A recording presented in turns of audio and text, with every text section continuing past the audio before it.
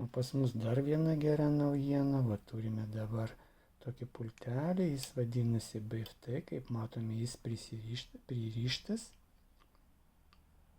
Čia yra originalus imtuvas BFT.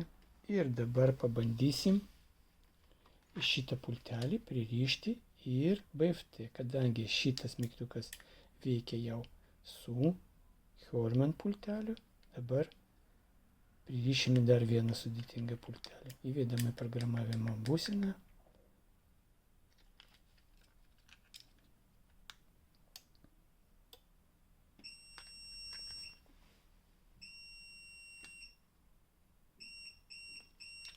Ir užtvirtinam mygtuką čia.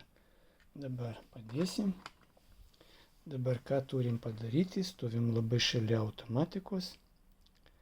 Spaudžiam, vartai yra uždarytam padėtyje. Spaudžiam šitą mygtuką. Užsidegė lėdas. Mes neatleidžiam tą mygtuką iki tol, kol pradės mirksėti lėdas. Tada atleisim. O dabar pradeda mirksėti lėdas. Tuo metu visa informacija nuimta nuo BFT pultelių. Jis perduoda, matome, kad užsidegė lėdas, tikrai perduoda į BFT automatiką, pats programuojasi be meistro pagalbos.